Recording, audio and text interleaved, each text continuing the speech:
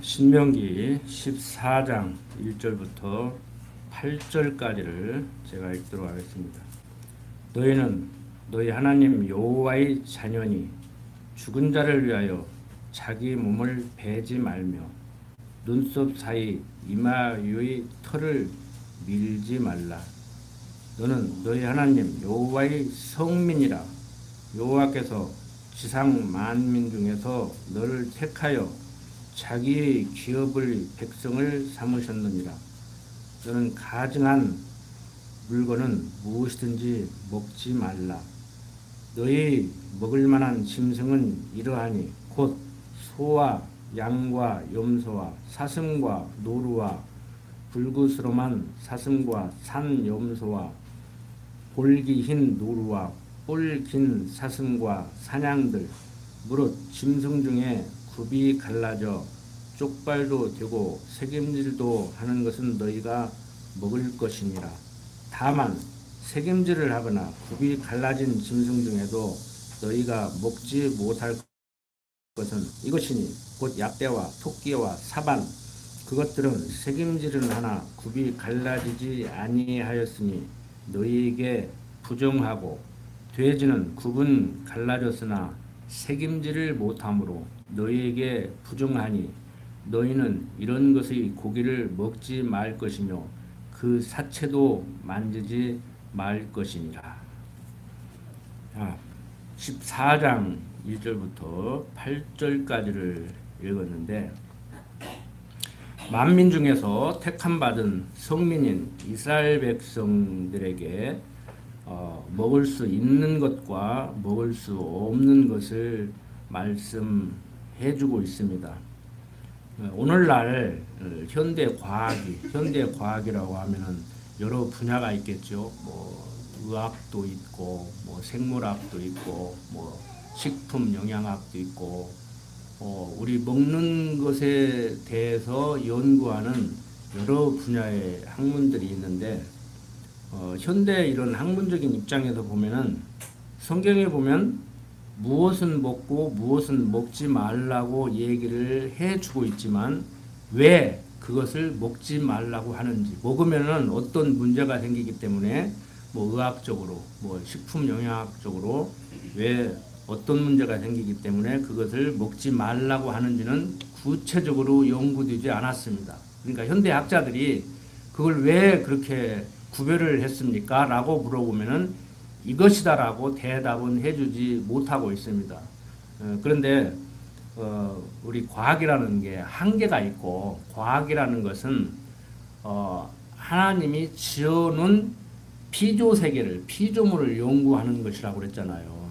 그러니까 그 피조세계 위에서 일어나는 모든 일들을 설명하는 것이 역사고, 그 모든 물질에 대한 것을 연구하는 것을 과학이라고 우리가 이렇게 얘기를 한단 말이에요. 그래서 뭐 자연과학, 사회과학 이렇게 얘기를 하죠. 그러니까 과학이라는 것은 일어나는 사건이고 만들어놓은 피조물이고 간에 하나님의 피조세계에서 일어나는 모든 일들에 대한, 모든 물건들에 대한 연구를 과학이라고 그렇게 얘기를 해요. 그래서 하나님이 지어놓은 그대로의 상태를 자연이라고 얘기를 하고, 인간들이 손을 대면 그것을 이제 인공이라고, 인공물이라고 그렇게 얘기를 하죠. 그래서 천지만물을 지으시고 섭리하시는 하나님이기 때문에 피조세계인 이 자연 만물은 손대면 안 된다고 제가 단언적으로 그렇게 말씀을 드리는 거예요. 이유 불문코 왜 그런가를 떠나서 이유 불문코 하나님의 피조세계는 손대면 안 돼요. 바로 재앙이에요, 재앙. 뭐 육지를 넓히느니 뭐가 어쩌느니 그러는데, 우리 어렸을 때 배운 네덜란드는, 그 네덜란드라는 말이 뒤에 랜드는 영어로 땅이라는 말이죠. 그러니까 네덜란드 그러면 저지대라는 말이에요. 지대가 낮은 곳이라는 그런 의미거든요. 네덜란드라는 그 나라 이름이. 그래서 우리 어렸을 때 뭐 뚝을 만들어서 육지를 만들었는데 그 뚝이 터졌는데 뭐 어린 소년이 뭐 그 쥐구멍에 손을 넣어가지고 뭐 뚝을 무너지는 것을 막았다. 그래서 뭐 훌륭한 사람이다. 뭐 이런 얘기를 듣고 자랐어요. 우리도 어렸을 때 나라를 위해서 그렇게 하찮은 것 같지만 이렇게 뭐 나라를 구할 수 있는 일이 될 수 있다고 이제 이런 걸 배웠는데 그 나라도 지금 그렇게 해놓고 대단한 국민들이라고 칭송을 받았는데 그거 아니라고 뚝 다 엎는다고 하잖아요. 간척지 다 엎는다고 하잖아요. 지금 어제 뉴스에 나오대요. 지금 유럽이 지금 다 이글이글 지금 타 올라가지고 어떻게 해결할 거냐. 그러니까 아스팔트 다 걷어내야 된다. 이런 얘기가 나오고 파리 에펠탑이 파리에 그 랜드마크 했는데 그러니까 파리 그러면 에펠탑 그랬는데 그게 20세기 철강 산업의 아주 상징적이었는데 너무 뜨거우니까 그게 지금 녹아서 철로가 이렇게 쉬어지듯이 지금 쉬어져가지고 그게 쓰러지면 큰 재앙을 일으킬 것 같으니까 에펠탑을 걷어내야 된다 이런 말까지 나오고 그런단 말이에요.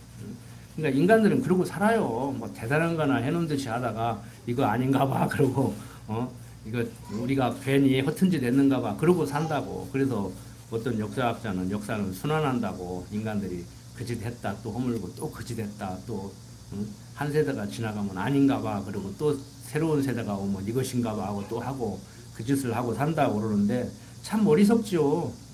성경이 말하는 것 같이 개가 토한 것을 도로 집어먹고 그거 먹고 또 토하고 또 집어먹고 그렇게 미련한 짓을 한다고 하는 것 같이 인간들이 그렇게 미련하게 삽니다. 근데 뭐 그것은 그것이고 이스라엘 백성들 왜 하나님께서는 어떤 것은 먹을 수 있는 것이고 먹어도 되는 것이고 어떤 것은 먹지 말아야 될 것이라고 이렇게 얘기를 하고 있는가 하면 다른 거 없어요. 막 복잡한 얘기 할 거 없어요. 막 성경학자들이 설교가들이 인터넷 같은데 뭐라고 얘기하는가 이렇게 검색을 해보면은 뭐 별의별 소리를 다 하는데 이스라엘 백성들은 이스라엘 백성을 제외한 다른 이방 백성들과는 구별된 그래서 특별히 하나님께서 성스럽게 구별했다 해서 성별이라고 이런 용어를 쓰잖아요. 그러니까 구별한 거예요. 이렇게 구별된 백성으로서 구별된 백성답게 사는 것이죠. 그러니까 굳이 왜 그러냐 물어보면은 하나님 백성은 하나님 백성들답게 다른 이방 백성들과는 좀 구별지어진 그런 삶을 살으라고. 그러니까 먹고 입고 하는 모든 것을 기본적인 것을 이방 백성들과는 다르게 살으라고. 그래서 무엇을 깨닫게 하냐면 의학적으로 성경이 말하는 이스라엘 백성들에게 먹지 말라는 것은 안 먹는 것이 건강상 좋고 뭐 그런다고 또 얘기를 하는 분들이 있어요. 저는 전혀 틀린 말은 아니라고 봐요. 육신적으로도 그걸 먹으면은 건강에 안 좋으니까 그걸 먹지 말라고 했겠지요. 이제 의학적으로 뭐 식품 영양학적으로 연구를 해서 내가 연구를 해보니까 이래서 이것은 먹으면 안 된다. 그래서 이스라엘 백성들은 성별된 구별된 하나님의 백성이기 때문에 이스라엘 백성들을 보호하시려고 먹지 말라고 한 것이다. 이것은 먹으면 건강에 좋고 육체에 좋기 때문에 먹으라고 한 것이다. 이건 밝히면은 그 분야에서 이제 성경적 기독교 입장에서 볼 때 좀 탁월한 연구가가 될 수 있죠. 세상 학문적인 영역에서도 탁월한 연구 실적이라고 인정받을 수 있다고 저는 확신을 하고 있는 사람 중에 하나예요. 그건 그거고 그렇게 이제 할 수 있다는 것이죠. 왜 성경이 그 어떤 것보다도 진리를 얘기하고 있고 정확무구한 하나님의 말씀이기 때문에 인간들의 분위로 이해가 안 돼서 그러지. 그리고 성경이 왜 그것은 먹지 말라고 했는가 현대 과학적으로 정확히 이유를 설명을 안 해놔서 그렇지 그걸 찾겠다고 하면 찾을 수 있다고 저는 확신을 하고 있는 사람 중에 하나예요. 여러분들 자녀들을 이제 학문 연구할 때 그런 걸 연구를 하면은 이 식품은 몸에 안 좋습니다. 왜냐하면 이렇기 때문입니다. 보세요. 성경에도 먹지 말라고 했지 않습니까? 하고 뭐 성경을 풍성하게 한다는 차원이 아니고 하나님께서 구체적으로 설명해 놓지 않은 것에 대한 이해를 좀 더 이렇게 풍요롭게 할 수 있을 수 있다는 것이죠. 자, 어쨌든 간에 이스라엘 백성들에게 이렇게 무엇은 먹으라고 그러고 무엇은 먹지 말라고 이렇게 얘기를 합니다. 어떤 설교가들은 이제 이런 것을 가지고 뭐 이스라엘 사람들하고 무역을 한다든지 이스라엘 사람들하고 교제를 나눌 때 이스라엘 사람들의 음식 문화를 제대로 이해를 해야 그 사람들하고 이렇게 의사소통을 할 수 있다. 이런 얘기도 하는데 맞아요. 틀린 얘기는 아니에요. 뭐 사회학적으로 볼 때. 그래서 이것을 지금 현대 이스라엘 백성들도 이 구약 성경을 신봉하기 때문에 이스라엘 백성들은 이제 히브리어로 이제 코셔라고 그러는데 적합한 것 그런 뜻이에요. 그러니까 코셔 음식에 대한 이해를 해야 돼요. 지금 이스라엘 대사도 철저한 유대인 중에 유대인입니다. 그 사람 먹는 거 입는 거 모든 매사를요 365일 24시간을 철저한 유대인으로서 그렇게 생활을 하더라고. TV에 나와서 얘기를 하는데 보니까. 네. 그래서 우리나라에서도 무슨 그 품질 인증 있잖아요. 뭐 학교에 식품을 납품하려면은 어떤 인증을 받아야 납품할 수 있듯이 그 이스라엘 백성들에게 음식을 팔려면은 이스라엘 백성들로 하여금 내가 경영하는 식당에 오게 하려면은 내가 경영하는 식당에 와서 이스라엘 백성들이 와서 식사를 하게 만들려고 하면 이 코셔 인증을 받아야 돼요. 그래야 이스라엘 대사관에 음식을 납품할 수 있고 이스라엘 사람들이 그 코셔 음식 인증을 받은 그 식당이라야 외식을 하러 가고 그래요. 근데 그런 걸 모르면은 이제 이스라엘 사람 바이오를 접대했는데 식사 대접을 함부로 하다가 이제 봉변 당한다든지 거기서 거래가 이제 끊겨버리죠. 이제 그런 문화를 알아야 된단 말이에요. 세상 공부라는 게 별거 아니에요. 자, 어쨌든 간에 이스라엘 백성들이 얼마나 철저하냐면은 생각나는 거 몇 가지만 말씀을 드리면 뭐 우유와 뭐 이렇게 고기와를 같이 삶지 말라고 했잖아요. 우유는 어린아이들이 엄마로부터 얻을 수 있는 그런 기초적인 음식이기 때문에 그래서 우유는 생명을 보존할 수 있는 건데 생명을 이렇게 죽이면서 우유와 섞어서 그러니까 삶지 말라 뭐 이렇게 하고 이스라엘 백성들 각 가정에는 유제품을 담는 그릇과 유제품 위에 다른 것을 담는 그릇이 두 벌이 딱 준비되어 있다고 하잖아요. 그러니까 유제품 담는 그릇에는 다른 것을 담으면 안 되고 다른 것을 담는 그릇에 유제품을 담으면 안 돼요. 그릇도 두 벌이 있고 얼마나 이게 참 인간적으로 웃기냐면요. 무엇과 무엇을 같이 먹으면 안 되는데 무엇도 먹을 수 있는 것이고 무엇도 먹을 수 있는 것이에요. 이제 구체적인 말씀을 안 드리겠습니다. 시시콜콜 레위기 보면 나와요. 레위기 11장, 12장, 13장에 보면 나오는데 우리 다 배웠죠. 근데 뭐 A를 먹을 수 있어요. B도 먹을 수 있어요. 그런데 A와 B를 같이 먹으면 안 돼요. 그러면 어떻게 하겠어요? 여러분들이 유대인이라면 A를 먹고 6시간 지나면은 그러니까 유대인들이 랍비들이 유대 학자들이 연구를 해보니까 음식을 먹으면 6시간 좀 지나면은 위에서 장으로 내려가니까 뱃속에서 이게 차이가 있잖아요. 뭐 6시간 전에 먹은 건 밑으로 내려가고 6시간 후에 먹은 건 위에 있으니까 이게 안 섞인다는 거야. 그 영어로 말하면 인터벌이 간격이 있으니까 안 섞인다는 그래서 같이 먹어서 안 되는 것이지만 따로따로 먹으면 먹을 수 있는 것이면은 오늘은 이건 먹고 내일은 저건 먹을 수도 있지만 최소한 6시간 간격을 두고 먹어라. 그러면 뱃속에서 안 섞이니까 같이 먹은 것이 안 된다. 이렇게 아주 복잡하게 인간 피곤하게 산다고 이스라엘 백성들이. 자, 지금도 그렇게 살아요. 유대인들은. 대표적으로 지금 현재 이스라엘 대사가 그렇게 산다니까. TV에 나와서 얘기하는 거 보니까 막 숨이 콱콱 막히더라니까. 그런데 신약 성경에 보면은 베드로가 고넬료를 만났을 때 어떤 일이 있어요? 사도행전 10장에 한번 봅시다. 자,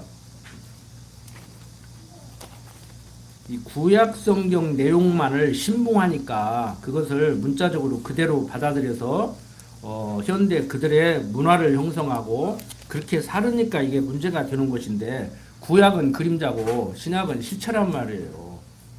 그러니까 구약은 그리스도 보낸다는 언약을 하고 있는 내용이고 이스라엘 역사를 통해서 신약은 예수를 그리스도로 보냈다는 성취의 내용이란 말이에요. 그러니까 이스라엘 백성들에게 왜 이렇게 구별된 음식을 먹게 했는가? 어떤 것은 먹으라고 그러고 어떤 것은 먹지 말라고 했는가? 이방 백성들과는 다른 메시아를 언약받은 하나님의 백성으로서 메시아를 기다리고 있어야 될, 기다려야 될 백성들이란 말이에요. 성별된 백성들이라고. 그렇기 때문에 이렇게 살아가는 거예요. 그러니까 의학적으로 이렇게 건강에 나쁘기 때문에 먹지 말라고 했을 수도 있지만 그거 저 인정해요. 그랬다고 봐요. 그렇지만 그렇게까지 구체적으로 설명을 안 해놨기 때문에 우리가 왜 먹지 말라고 한지는 모르지만 지금 이스라엘 백성들도요. 그건 왜 먹지 말라고 했는데 그냥 몰라요. 그 사람들은 모르겠다. 구약성경 보니까 하나님이 먹지 말라고 했으니까 먹지 말아야 된다. 이렇게밖에 대답을 안 해요. 현재 이스라엘 백성들도. 예, 그런데 어떻든 간에 왜 먹지 말라고 하고 먹으라고 했는가? 이방 백성들과는 구별된 삶을 살면서 우리는 하나님의 택한 백성이다. 우리는 약속한 메시아를 기다려야 된다. 이것을 확신하기 위해서 그런 좀 포괄적으로 얘기하면, 현대적으로 얘기하면 그런 문화를 유지하고 살으라고 한 것이죠. 그게 이제 율법을 줬다고 그러잖아요. 율법은 율례와 규례와 법도를 준 거란 말이에요. 그러니까 이스라엘 백성들이 지금 사는 규례죠. 음식 문화에 대한 규례. 자, 그런데 사도행전 10장에 보면은 가이사랴에 고넬료라는 사람이 있으니 이달려야 되라 하는 군대의 백부장이라. 뭐 어디 뭐 인터넷도 보니까 뭐 천부장이라고 나왔는데 성경은 백부장이라고 나왔죠. 그러니까 백부장이면 요즘 한국으로 말하면 중대장 정도 돼요. 천부장이면 연대장 좀 되고, 뭐 연대장까지는 안 돼요. 연대장 요즘 한국의 연대는 한 2,000명 되니까 사단장은 한 2만 명 되고. 근데 이제 중대장 정도 이제 되는 사람인데, 이 이달려야 되라 하는 것은 뭐냐면은 당시 예수님 당시에 그쪽을 지배하고 있는 나라가 어떤 나라예요? 로마였지요.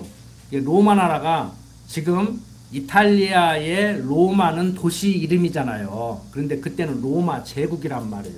저 그리스로부터 아프리카까지 다 점령하고 있는 거대한 제국이었다고. 그런데 그때 로마 시대, 로마 제국일 때 지금 이탈리아 반도를 이제 로마라고 얘기를 했어요. 그런데 이 로마 지역인 이 이탈리아 반도, 그러니까 로마의 땅 이름이죠. 지명 이름이죠. 거기를 이달리아라고 그랬다. 그러니까 지금 이탈리아예요. 이탈리아. 발음 비슷하잖아요. 이달리아대. 그러니까 로마 군대 중에, 로마 제국의 군대 중에 로마인들로 구성된, 그러니까 로마인들이라고 하면 이탈리아 반도에 살고 있는 그 사람들로 조직된 군대예요. 그러니까 로마 제국은 뭐 로마인들도 있고 그리스인들도 있고 저 뭐 이집트인들도 있고 많이 있거든요. 군대가 여러 이렇게 용병 조직으로. 그러니까 지금 고넬료라는 사람은 로마인들로 구성된 중대장쯤 되는 사람이에요. 그러니까 이방인이죠. 자, 백부장이라 그가 경건하여 온 집으로 더불어 하나님을 경유하며 백성을 많이 구제하고 하나님께 항상 기도하더니 하루는 제 9시쯤 되어 환상 중에 밝히 보매 하나님의 사자가 들어와 가로되 고넬료에 하니 고넬료가 주목하여 보고 두려워 가로되 주여 무슨 일이니까 천사가 가로되 내 기도와 구제가 하나님 앞에 상달하여 기억하신 바가 되었으니 내가 지금 사람들을 요바에 보내어 베드로라는 시몬을 청하라. 저는 피장 시몬의 집에 우거하니 그 집은 해변에 있느니라 하더라. 마침 말하던 천사가 떠나매 고넬료가 집안 하인 둘과 종졸 가운데 경건한 사람 하나를 불러 이 일을 다 고하고 요바로 보내니라. 이튿날 저희가 행하여 성에 가까이 갔을 그때 베드로가 기도하려고 지붕에 올라가니 시간은 제 6시더라. 시장하여 먹고자 하며 사람이 준비할 때 비몽사몽간에 하늘이 열리며 한 그릇이 내려오는 것을 보니 큰 보자기 같고 내 귀를 메어 땅에 들이웠더라. 그 안에는 땅에 있는 각색 네 밝아진 짐승과 기는 것과 공중에 나는 것들이 있는데 또 소리가 있으니 베드로야 일어나 잡아 먹으라 하거늘 베드로가 가로되 주여 그럴 수 없나이다. 속되고 깨끗이 아니한 물건을 내가 언제든지 먹지 아니하였삼나이다 한데, 그러니까 무슨 소리예요? 유대인 전통에 의해서 그런 불결한 음식은 안 먹겠다는 거예요. 하나님이 먹지 말라고 했으니까 구약시대에.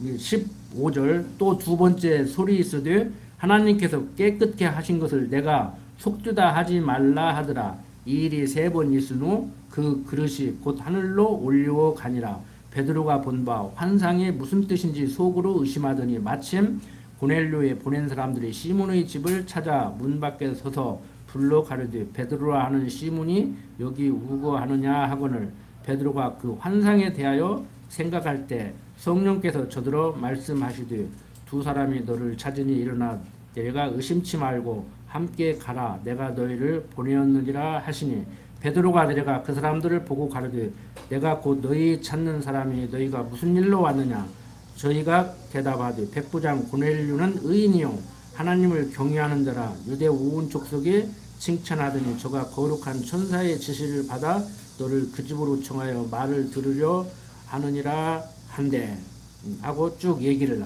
하고 있죠.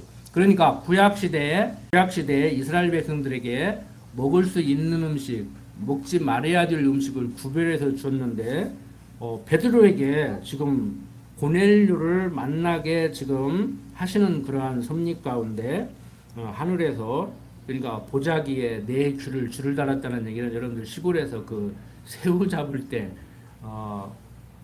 모기장에다가 네 구층이 이렇게 줄 달아가지고 막대기를 이렇게 넣어서 이렇게 떠올리잖아요. 이제 그런 생각을 하시면 돼요. 하늘에서 그게 내려왔단 말이에요. 근데 베드로가 가만히 보니까 먹어서는 안 된 그게 있는 거예요. 그래서 안 먹겠다 보니까 아니 내가 깨끗하다는데 그냥 먹어도 된다. 네가 뭔데 내가 깨끗하고 먹으라고 하는데 안 먹겠다고 하냐. 그게 뭔 얘기인지를 잘 납득이 안 된단 말이에요. 근데 이것은 무슨 얘기냐? 이방인에게 복음을 전하게 하려고 하는. 그러니까 메시아가 오기 전, 예수가 그리스도 오기 전에는 유대인들에게만 메시아를 보낸다고 약속하고 기다리게 했는데 예수가 그리스도로 오면서 성소와 지성소를 맡고 있던 휴장이 찢어져서 이방인도 그리스도에게로 나아갈 길을 만들었다고 하잖아요. 그러니까 이제는 유대인들뿐만이 아니라 유대인들에게 보낸다고 언약하고 언약대로 예수를 그리스도로 보냄으로 이제 신약시대에 와서는 이방인들에게도 복음이 전해지고 바울을 바로 그 이방인의 복음사도로 삼았고 그 전한 복음을 듣고 믿으면은 이제 구원 얻게 되는 하나님 백성이 되는. 그러니까 예수를 믿어야 된다는 지금 얘기를 하기 위한 거예요. 그러니까 구약 이스라엘 백성들에게 먹어야 될 음식, 먹지 말아야 될 음식을 정해준 것은 이방인들과 같이 그렇게 살지 말고 이방인들과는 다른 문화를 유지하고 살아라. 왜? 너희들은 그리스도를 기다려야 될 백성들이기 때문에 너희들에게만큼은 그리스도를 보낸다고 약속한 내 백성이니까. 그러니까 이스라엘 백성들은 그리스도를 기대하고 살아야 돼요. 고대하고 살아야 돼요. 기다리고 살아야 돼요. 그러니까 신약시대에 예수가 그리스도로 왔잖아요. 그러니까 신약시대에는 이방인들에게도 나아갈 길을 열어줬으니까 유대인이나 이방이나 예수를 그리스도로 믿어야 살 길이 생기는 거란 말이에요. 그래야 하나님 백성이 되는 거란 말이에요. 이해했죠? 지금 그 얘기를 하고 있는데 오늘날도 유대인들은 우리는 코셔 음식만 먹는다. 우리들의 조리 방식으로 조리한 것만 먹는다.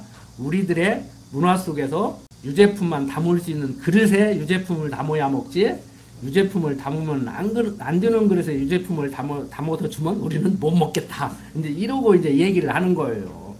그러니까 유대인 식당에는 이 코셔 인증을 받은 식당은 식탁과 의자 뭐 이렇게 테이블복 그다음에 뭐 음식 조리 방법 식기 뭐 세팅하는 거 이런 게 싹 갖춰져야 돼요.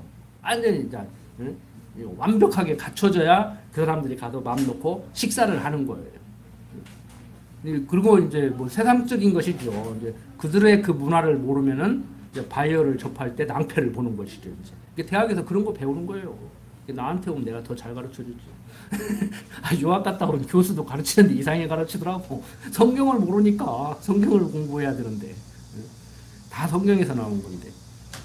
자, 어떻든 간에 이스라엘 백성들 지금도 유대인들은 이 코셔 음식만을 고집하고 있지만 이것은 예수가 그리스도로 오면서 다 이제 회파된 거예요.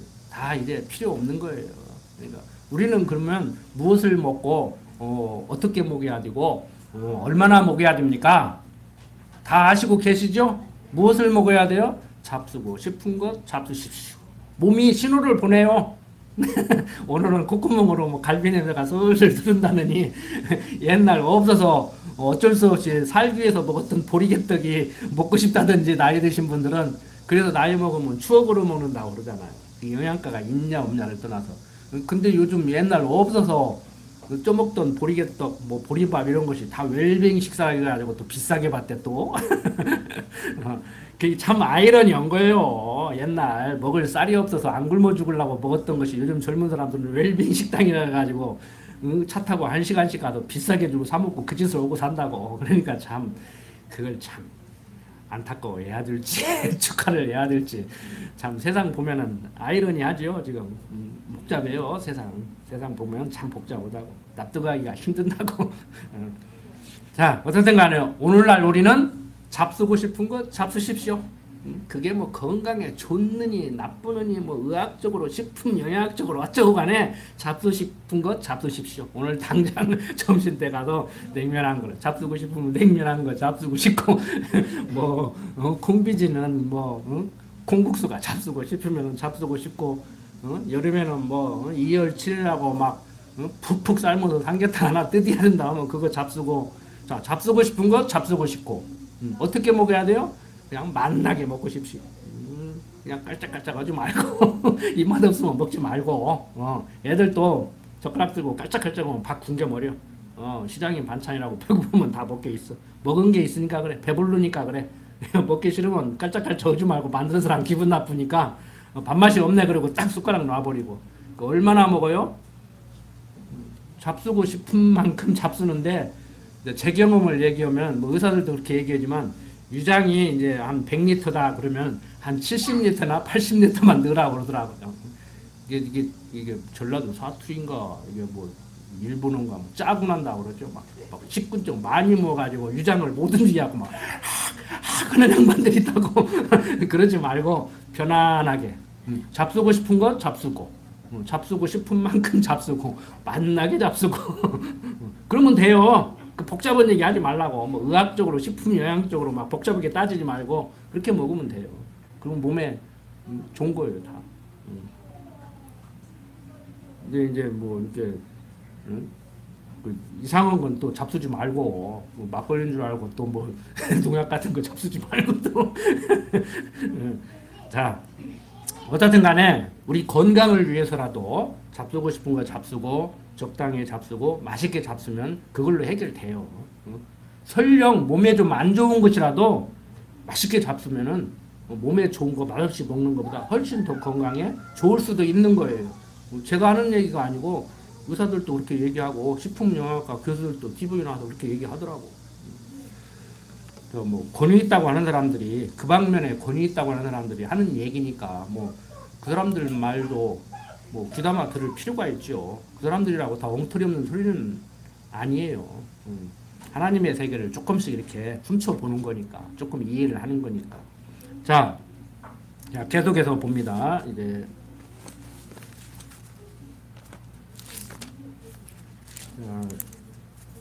9절부터 보면은 물에 있는 오족 중에 이런 것은 너희가 먹을 것이니 무릇 지느러미와 비늘이 있는 것은 너희가 먹을 것이요 무릇 지느러미와 비늘이 없는 것은 너희가 먹지 말지니 이는 너희에게 부정하니라. 무릇 정한 새는 너희가 먹으려니와 이런 것은 먹지 못할지니 곧 독수리와 솔개와 어흥과 매와 새매와 매의 종류와 까마귀 종류와 타조와 다호마스와 갈매기와 새매 종류와 올빼미와 부엉이와 따오기와 당아와 우릉과 노자와 이거 다 한문으로 한자어로 쓴 건데 이렇게 써놓으니까 좀 어려운데 그냥 그런 거 있는가 보다 하세요. 그냥 뭐 다 설명해봐야 시간만 가니까 학과 황새 종류와 대승과 박주며 또 무릇 날기도 하고 기어 다니기도 하는 것은 너희에게 부정하니 너희는 먹지 말 것이나 무릇 정한 새는 너희가 먹을지니라. 너희는 너희 하나님 여호와의 성민이라. 무릇 스스로 죽은 것은 먹지 말 것이니 그것을 성중에 우구하는 객에게 주어 먹게 하거나 이방인에게 팔아도 가하니라. 너는 염소 새끼를 그 어미 젖에 삶지 말지니라. 자 여기까지 이제 설명을 했고 계속해서 보면 너는 마땅히 매년에 토지 소산의 11조를 드릴 것이며 내 하나님 여호와 앞 곧 여호와께서 그 이름을 주시려고 택하신 곳에서 내 곡식과 포도주와 기름의 11조를 먹으며 또 내 우양의 처음 난 것을 먹고 내 하나님 여호와 경외하기를 항상 배울 것입니다. 그러나 내 하나님 여호와께서 그 이름을 두시려고 택하신 곳이 내게서 너무 멀고 행로가 어려워서 그 풍부히 주신 것을 가지고 갈 수 없거든. 그것을 돈으로 바꾸어 그 돈을 싸서 가지고 내 하나님 여호와의 택하신 곳으로 가서 무릇 내 마음에 좋아하는 것을 그 돈으로 사되 우양이나 포도주나 독주 등 무릇 내 마음에 원하는 것을 구하고 거기 내 하나님 여호와의 앞에서 너와 내 권속이 함께 먹고 즐거워할 것이며 내 성읍에 거하는 내 의는 너희 중에 분깃이나 기업이 없는 자니 또한 저버리지 말지니라.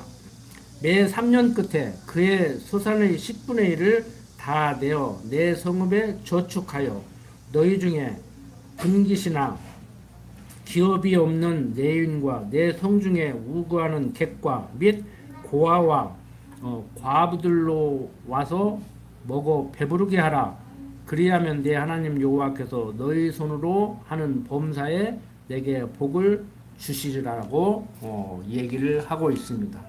자, 23절에 보면은 너는 마땅히 매년에 토지 소산의 11조를 드릴 것이며 내 하나님 여호와 앞 곧 여호와께서 그 이름을 주시려고 택하신 곳에서 내 곡식과 포도주와 기름의 11조를 먹으며 또 내 우양의 처음 난 것을 먹고 어떻게 하라겠어요?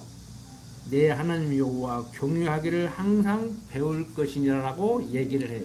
그러니까 줄을 치려면은 어디다가 치냐면은 11조를 드리라고 여기다가 치지 말고 11조 드리는 것까지라도 이스라엘 백성들에게 주신 율법, 율례와 규례와 법도 이 모든 것은 뭐 때문에 줬다고 그랬어요? 하나님 여호와 되심을 잊지 않게 하려고, 하나님 배우게 하려고, 하나님이 여호와 되심을 경외하며 사는 삶을 살게 하려고. 왜? 이스라엘 백성들은 하나님 백성이잖아요. 이방 백성들과는 다른 구별된 성별된 백성이잖아요. 그러니까 여기다 줄쳐야 돼요. 내 하나님 여호와 경외하기를 항상 배울 것이니라. 그러니까 11조도 하나님 배우게 하는, 하나님 가르치는 한 방법이란 말이에요. 근데 오늘날 한국교회가 뭐 11조, 뭐 새벽기도, 뭐 이런 거 빼먹으면은 교회가 유지가 안 될 정도로, 응? 한국교회 정체성 그러면 뭐 11조, 주일성도, 전도 뭐 이런 거라요. 그러니까 김아무개 교수가 막 책 써가지고 젊은 사람들한테 교회 가면은 뭐 11조 내라, 주일성도 잘해라, 사람 데리고 와라, 막 그 얘기밖에 더냐, 막 그리고 막 거품을 물고 나 할 일을 치고 있어요. 장로 아들이. 자기는 기독교를 성경적 기독교답게 가르친다고 가르치는데 아무리 기독교가 엉망진창이 됐어도 그 양반 같이 가르치면 안 돼. 기독교를 망치고 있는 거예요. 내가 볼 때는 앞장서고 있는 거예요. 자, 계속해서 진도 나갑니다. 하나님 배워야 돼요. 하나님 배우려고 이 11조에 대해서도 얘기를 하는데 오늘날 한국교회가 정체성을 유지하기 위해서 겨우 11조 가지고 교회를 유지하려고 하고 성도들에게 헌금을 하려고 하다가 보니까 하나님 것 띄어먹냐. 하나님께 바쳤으면은 설령 목사가 그것을 도둑질해 해먹어도 목사가 하나님 것 도둑질했으니까 하나님이 알아서 할 일이고 너는 하나님께 바쳤으면 하나님 거니까 네가 그것은 시비하지 마라. 그래서 뭐 어떤 교회는 재직기도 않고 공동기도 않고. 자, 마태복음 21장 13절, 마가복음 11장 17절, 누가복음 19장 46절에 보면은 마태복음, 마가복음, 누가복음에서 다 얘기를 하고 있는 내용 중에 하나예요. 마태복음 21장 10절 한번 봅시다. 조금 말이 끊겼는데 조금 이렇게 건너뛰는 것 같은 기분이 드는데 제가 얘기를 하면서도, 자, 마태복음 21장 한번 읽고 연결해서 말씀을 드릴게요. 21장 10절에 보면은 어떤 내용이 나오냐면은 예수께서 예루살렘에 들어가시니 온 성이 소동하여 가로되 이는 누구뇨 하거늘 무리가 가로되 갈릴리 나사렛에서 나온 선지자 예수라 하니라. 예수께서 성전에 들어가사 성전 안에서 매매하는 모든 자를 내어 쫓으시며 돈 바꾸는 자들이 상과 비둘기 파는 자들의 의자를 둘러 부시고 저에게 이르시되 기록된 바 내 집은 기도하는 집이라 일컬음을 받으리라 하였거늘 너희는 강도의 구려를 만드는도다 하시느니라. 자 이게 무슨 얘기예요? 일반적으로 하는 얘기. 거기에 저는 동의는 않지만 예수님이 33년을 사셨는데 30년간은 아버지 요셉 목수의 아들로 살고 그리스도로서의 삶을 3년간 살았다고 해서 공생애라고 그렇게 얘기해요. 주일학교에서 우리 특히 선생님들 예수님이 3년간 공생애 살았다고 가르치지 마십시오. 예수님은 태중에 잉태했을 때부터 십자가에 죽으시고 재림하신 모든 여정이 다 그리스도로서의 삶을 사시는 것이지 죽기 전 십자가에 죽기 전 3년간만을 그리스도로서의 삶을 산 건 아닙니다. 학자들이 연구를 잘못해놓고 예수의 3년 공생애라고 가르치는 거예요. 예수는 태어나기 전부터 죽은 후에까지라도 모든 삶을 그리스도로서의 삶을 사신 거예요. 그러니까 태중에 있을 때 세례 요한이 둘이 다 복중에 있는데 예수님을 알아보고 춤을 추잖아요. 그 세례 요한이 6개월 먼저 와서 내 뒤에 오시는 저분은 그리스도라고 선포를 하잖아요. 그런데 신학자들은 연구를 이상하게 해가지고 예수님 십자가에 죽으시네 3년만 그리스도의 삶을 살았다고 한다고. 우리 학생들한테 그렇게 가르치지 마요, 선생님들. 자, 어떻든 간에 일반 학자들이 말하는 그 공생애를 시작하면서 이제 예수님이 이제 하는 거예요. 그러니까 6월절에 되면은 모든 이스라엘 백성들은 예루살렘으로 가서 예루살렘 성전에 가서 가지고 간 소, 양 이런 걸 가지고 제사를 드려야 돼요. 1년에 한 번씩. 그런데 가서 보니까 엉망이야. 물론 예배 드리는데 관심이 없고 거래하는데 관심을 둔 사람들이 많이 있겠지요. 그때나 지금이나 교회가 타락하면은 하나님을 배우는데 관심을 두지 않고 사업하는 사람은 자기 사업 목적을 위해서 이렇게 가는 사람도 있고, 어떤 시아버지가 교회 못 다니게 하더니 광주에 있을 때 보니까 우리 교회 나왔던 사람인데 가게 개어보니까 교회 나가라고 그러더래요. 그런 시아버지도 있어요. 사업상.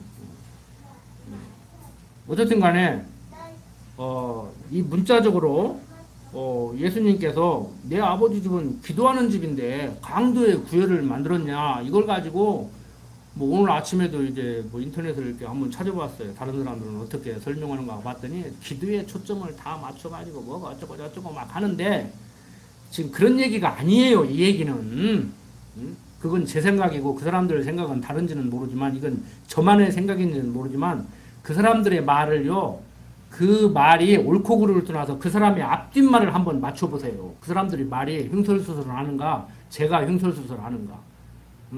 여기 기도에 초점을 맞춰가지고 기도해야 되는데 기도는 않고 장사했다, 그래서 예수님이 엎어버렸다 하고 얘기하는 사람들의 말을 원고지 몇 장 쓴 거 앞뒷말을 맞춰보면은, 설교를 앞뒷말을 맞춰보면 앞뒷말이 안 맞아. 앞뒷말 안 맞는 걸 횡설수설 하는 거예요. 자, 보세요.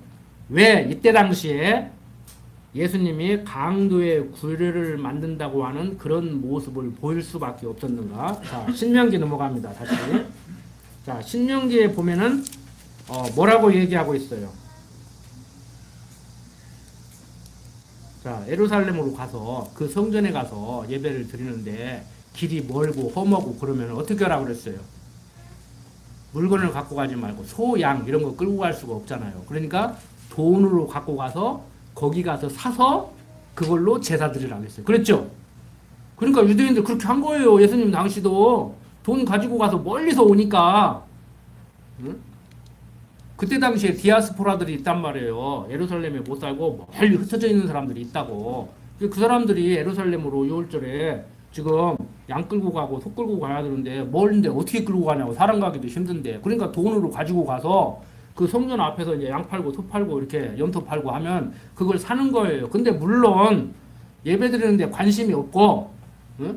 적당히 털 빠진 거 와서 물감 칠해가지고 파는 사람도 있을 것이고 별의별 사람들이 있었겠지요. 요즘 그게 뭐 지금 구약의 성전 제사가 신약에 뭐 주일 예배 드리는 것은 아니지만 뭐 주일날 예배당에 나오는 것도 뭐 다른 생각을 가지고 오시는 분들이 있을 수 있는데 여러분들이 안 그러시겠지만 그때 당시에 좀 잘못된 생각으로 와서 엉뚱한 짓 하는 사람들이 있었을 거란 말이에요. 그거 인정해요. 왜 없겠습니까? 사람 사는 세상이 어디든지 다 있지. 그런데 지금 그 문제가 아니에요. 하라고 한 대로 한 거예요. 신명기에서도 하라고 한 대로 지금 예수님 당시 하고 있는 거라고. 그런데 자, 신명기에서 성전을 짓고 구약시대에 모세에게 율법을 줄 때 모세가 하나님 약속 지켜야 돼요. 약속 지켜야 돼요. 그러니까 모세한테 뭐라고 그랬어요? 그래, 내가 약속을 지킨다면 그 꼴을 어떻게 더 보냐? 나는 안 갈란다. 그러니까 무슨 말씀이십니까? 가셔야죠. 그러니까 그래, 내가 가기는 가야 하는데 또 그러니 내가 그 꼴을 어떻게 보냐?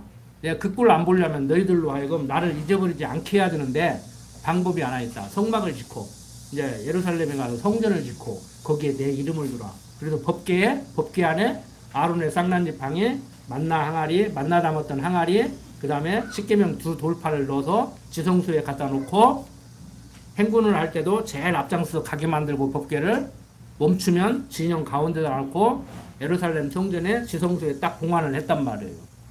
그러니까 하나님의 이름을 뒀다는 얘기는 여호와 이름을 기억하게 하려고, 잊지 않게 하려고 하는 하나님의 섭리였어요. 자, 이스라엘 백성들이 하나님의 이름을 기억하고 있었다면은, 이스라엘 백성들이 하나님의 약속된 백성들이었다고 하면은 성전에서 계속 양잡고 소잡아주고 제사를 드려야 돼요? 아니면 다른 걸 해야 돼요? 그래서 말라기 선지자가 말라기서 3장 10절에 보면은 가서 털 빠진 것 가지고 와서 제사 드리고 곰팽이 스런 떡 자꾸 올렸다 내렸다고 그러니까 그것도 제사라고 드리냐? 제사를 드리려면 제대로 드려야지. 이제는 제대로 드려도 진짜 내가 받을 제대로 된 제사가 따로 있기 때문에 그 제사 안 받는데 그것도 제사라고 드리니 내가 그걸 받겠냐? 집어쳐라. 내가 진짜 제사 받아야 되겠다. 그랬어요. 그런데 성전에서 아직도 그 짓을 하고 있네? 지금 아버지 목수 요셉의 아들로 태어난 예수는 그리스로 왔단 말이에요. 성전에 6월절에 가서 제사 지낸다고 해서 따라서 가보니까 그 짓을 하고 있는 거예요. 물론 사고 파는데 관심이 있어가지고 엉뚱한 짓을 하는 사람들이 있었겠지. 근데 가만히 보니까 아니 하나님께서 이 백성들에게 그리스도를 약속하고 나를 지금 그리스도로 보냈으면 내가 그리스도로 온 줄을 알고 나를 그리스도로 인정하고 나를 경유하고 나를 섬기고 살아야지. 애들은 호산나 하고 찬양하고 난리인데 애들이 시끄럽게 하니까 애들은 가라라 하고 있고 저게 누구냐 그러고 있고 저거 목수의 아들 요셉이야? 선지자라고 하대? 똑똑하대요. 언제 어디서 어떻게 무슨 교육을 받은지는 모르지만 옳은 소리를 콩콩 한다네. 제사장들이 보니까 콱 때려 죽이고 싶은 거야. 그래도 죽이잖아요, 제사장들이. 제사장들이 죽인다니까. 로마인들이 죽인 게 아니고 로마인들이 본디오 빌라도가 십자가에 못 박여 죽이기는 하지만 그 부인이 꿈에 절대 손대지 말라고, 당신 손대면 안 된다고 하니까 백성들이 죽여달라고 하니까, 정치적으로 죽여달라고 하니까 백성들 민심 떠날까 봐서 죽여주기는 해야 되는데 마누라가 꿈에 현몽에서 나타났다고 죽이지 말라고는 하지. 그러니까 어떻게 해? 세수대 갖고라고 무시고 나는 죄 없다. 가만히 보니까 종교적인 얘기인데 너희들이 죽여달라고 하니까 내가 죽여주기는 한다만 나는 죄 없다 그런 거예요. 근데 우리는 사도신경호에서 본디오 빌라도에게 고난을 받아서 십자가에 못 박혀지. 본디오 빌라도가 완장을 노릇이요 지금. 근데 그것까지라도 이방인의 손에 넘기워라는 이방인의 대표가 왕이잖아요. 본디오 빌라도란 말이에요. 그래서 그것도 언약이 이루어진 거예요. 자기는 죄 없다고 죽여달라고 하니까 내가 어쩔 수 없이 죽여주기는 한다만 나는 죄 없다 한 것도 우리가 너는 죄 없다고 했을런지 모르지만 정치적으로 살아남기 위해서 죽여줬을런지 모르지만 우리는 신앙 고백을 해야 되겠다. 본디오 빌라도에게 고난을 받으사 십자가에 죽으시고 이것도 하나님이 언약이 이루어지는 거란 말이에요. 이방인의 손에 넘기워 죽는다 그랬습니다. 이게 본디오 빌라도는요 천하 없어도 그 짓 해야 돼요. 하기 싫어도 해야 돼요. 가룟 유다는 천하 없어도 예수 팔아야 돼요. 예수 팔아야 돼요. 어떤 신학자는 가룟 유다가 왜 예수를 팔았냐? 그렇게 로마 식민지에서 구해달라고 하니까 엉뚱한 소리를 하고 뭐 아버지 나라는 따로 있다고 나오고 가는데 따라간다고 하면 너희들은 못 온다고 나오고 못 알아들을 소리를 하니까 팔아가지고 죽게 생기면 지가 살기 위해서라도 어떻게 해보겠지. 그래서 팔았다는 거예요. 가르쳐다가. 그렇게 또 기가 막히게 연구를 하더라고. 참 머리들 좋아. 여러분들 바로 예수님이 내 아버지 집은 기도하는 집인데 기도도 주시옵소서 생각하니까 엉뚱한 소리를 하는 거예요. 신학자들이. 기도는 하나님의 뜻을 구하는 거라고 했잖아요. 아버지의 뜻이 이루어지기를 구하는 거라고 했잖아요. 그러면은 성전에 하나님의 이름을 둬가지고 하나님의 언약 백성들이 하나님의 언약을 받았으면 언약이 이루어졌으니까 와 예수가 그리스도구나. 저 그리스도 왔다. 호산나 찬양하로라. 응? 베드로야 사람들은 뭐라고 돼? 어떤 이는 랍비라고 하고 어떤 이는 뭐라고도 합니다. 너는 나를 뭐라고 생각하느냐? 주는 그리스도시요 살아계신 하나님의 아들이다.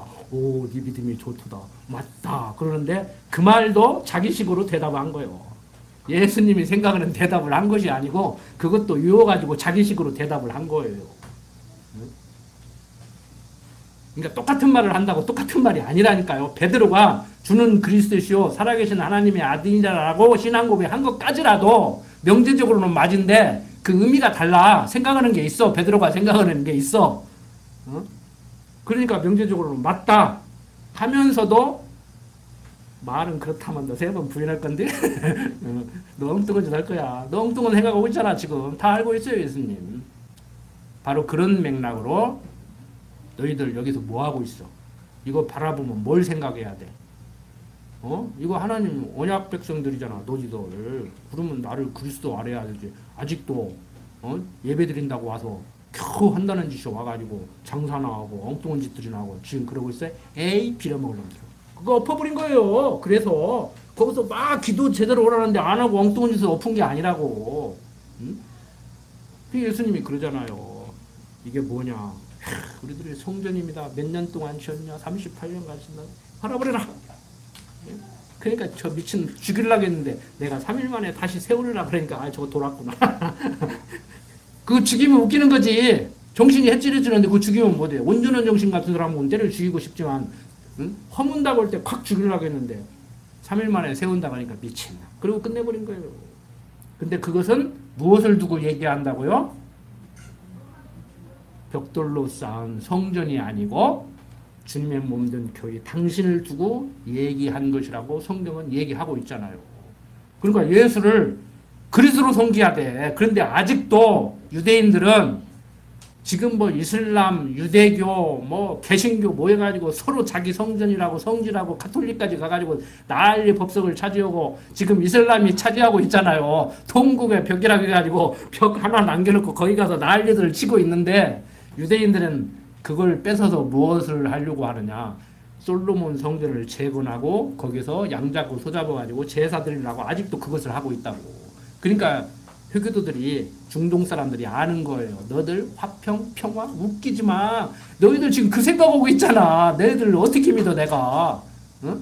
김정은이도 미국 못 믿듯이 지금 중동 사람들도요. 이스라엘 사람들 못 믿는 거야. 그 생각을 하고 있는데 믿겠냐고. 평화는 무슨 평화요. 자기들 싹 쓸어버리고 아브라함에게 준 땅이라고 다 나가라고 그러놓고 막 지금 장벽을 다 둘러싸가지고 그 사람들 나오도 못 오게 하니까 땅굴로 왔다 갔다 하면서 먹고 살잖아요. 지금 두더지같이. 그러고 산다고 지금 비참하게 산다고 지금 중동 사람들이. 속된 말로 굴러온들이 박힌 돌 빼버린 거 아니에요 지금. 자 다시 한번 정리합니다. 성전 하나님의 이름을 둔 것이에요. 예수가 그리스도임을 알아야 돼요. 그런데 아직도 제사를 지내고 있으니까 예수님이 그걸 엎어버린 거란 말이에요. 다른 거 없습니다. 이 이상 더 성경적 설명 있으면 가지고 오세요. 제가 바꿀게. 저번에 잘못 가르쳐 드렸습니다. 다시 정정하겠습니다 하고 가르쳐 드릴 테니까. 그런데 오직 예수예요. 오직 예수. 오직 예수. 아직도 하나님 모르는 특히 참 고삐 풀린 망아지 같은 많은 젊은이들 나이 드신 분들은 아직도 그냥 아멘 하고 있는데 저희들은 똑똑해가지고 배운 게 많아가지고 우습게 보고 있는데 서양교회가 그래 버렸고 지금 한국교회도 거기까지 왔습니다. 지금 하나님은 멀리하고 겨우 한다는 짓들이 어제 어떤 정치인 TV에 나서 양심껏 얘기하네. 뭐 어찌고 거기가 무슨 법사가 아니고 누가 갔더만 교수더만. 그러니까 그 정치인들 자의반 타의반으로 자기가 쫓아가지 않아도 역술인들이 찾아와서라도 어떤 경로를 통해서라도 역술인들은 다 만나게 돼 있다는 거예요. 그런데 우리가 참고만 할 뿐 전적으로 따르지는 않습니다. 참고만 한다는 얘기는 뭔 얘기요 도대체? 그 말 못 알아듣겠어. 정치인들은 자기 사진이 따로 있다니까. 참고만 한대요. 참고만 하면 뭔 소리요? 오늘 물가에 가지 마라. 그래서 참고만 해서 물가에 안 갔어요. 그럼 다른 거예요? 참고만 한 거예요. 그런데 속지 마세요, 여러분들. 그런데 속지 마. 하나님은 다 멀리하고 거기에 기독교인도 있고 거기에 장로도 있고 목사도 있고 어떤 양반은 자기가 전도사라고 오늘 또 대형교회 다니면서 지금 강론하고 있을 거예요. 침례교 신학교 나왔대요. 자기가 장관들하고 기도하니까 비오더래요. 제발 대통령에서 좀 기도해가지고 한국 좀 살리지. 여러분들 너무나 많은 거짓 교사들이 초대교회도 그렇게 속였지만 지금은 말도 안 되는 황당한 소리로 속인단 말이에요. 초대교회 속인 유다이즘은요, 예수만 믿어서 되는 것이 아니고 예수 믿는 사람이기 때문에 예수 믿는 사람답게 율법을 더 철저히 지킨다고 속였어요. 지금도 우리가 속고 있단 말이에요. 그걸 속인다고 하면 저보고 잘못했다고지. 그 사람들이 초대교회를 속인 잘못된 교사라고 얘기 안 해요. 그건 그러니까 좀 뭐 수준이 있다고 할까? 좀 신학적으로 교묘히 속인다고 하고 말도 안 되는 소리를 하는데 거기에 많은 사람들이 속는단 말이에요. 제가 뭐 속지 말라 해서 뭐 악령의 역사에서 하나님께서 악령을 보내서 속게 만드는데 안 속겠습니까마는 참 육신을 가진 강대상에서 이렇게 하나님 말씀 성경을 가르치는 입장에서 인간적으로 다시 한번 당부드립니다. 제발 속지 마십시오. 제발 속지 마십시오. 뭐 모든 지도자들이 다 자기가 최고 잘 가르친다 그러고 자기만큼은 성경주의라고 얘기하지만 왜 이렇게 거품을 무는지 아실 거예요. 박목사님이나 저나 진짜 속된 말로 목회해 보려고 하면 이렇게 가르치면 안 된다니까. 성도들 바보 만들어야 돼요. 우리 목사님 최고, 우리 교회 최고 막 이러고 어떻게 막 목사님 막 양복 한 벌이라도 좋은 걸로 입히려고 그러고 막 차도 막 어떻게 좋은 차 타고 다니게 만들려고 그러고 막 이렇게 가르쳐 버려야 된다고. 하나님은 눈에 안 보이고 막 눈에 보이는 막 목사님 막 하나님의 말씀의 대언자 막 잘 섬겨야 복 받는다고 해야 여기 삼복도에 가서 삼계탕이라도 하나 더 대접하려고 그러고 막 그래. 나는 날 더우니까 점심 넣지 말라고 하잖아. 집에서 해먹는 것도 더워 죽겠는데 얻어먹기 미안하다고 막 점심밥도 사 먹을 테니까 하지 말라고 그러잖아. 제발 속지 마십시오. 지난주에도 말씀했지만 제 가까운 사람들이 막 한두 명씩 막 지금 끌려가니까 내가 미치겠다니까 막 답답해서 죽겠다니까. 기도드립시다. 아버지 하나님, 예수가 그리스도임을 알기에 우리가 낙심하지 않고 흔들리지 않고 담대하게 살아갈 수 있습니다. 예수가 그리스도임을 알고 살아간다는 것이 무슨 말인지 이해를 하지 못하기 때문에 사람들이 세뇌되었다고 하고 거짓 교사들에게 속는다고 얘기를 합니다. 그러면서도 우매하게 이를 데 없는 저들은 역소리를 찾아가고 무당을 찾아가고 구슬하고 살아가고 있습니다. 정말 그러한 가운데서도 우리 지혜롭고 명철하게 하셔서 세상에 소망을 두지 않고 하나님 나라에 소망을 두고 살아가게 하시니 그저 감사할 뿐입니다. 교묘하게 초대교회를 유혹했던 그러한 유혹이 계속되고 있습니다. 어떠한 유혹이 우리를 유혹할지라도 거기에 미혹되지 않게 하시옵소서. 오직 성경만을 외치던 종교 개혁자들의 후손답게 정말 성경 하나님 말씀만을 제대로 이해하고 살아갈 수 있도록 하나님 강한 팔로 붙들어 주시옵소서. 부족한 종 예수님 이름으로 기도드립니다. 아멘.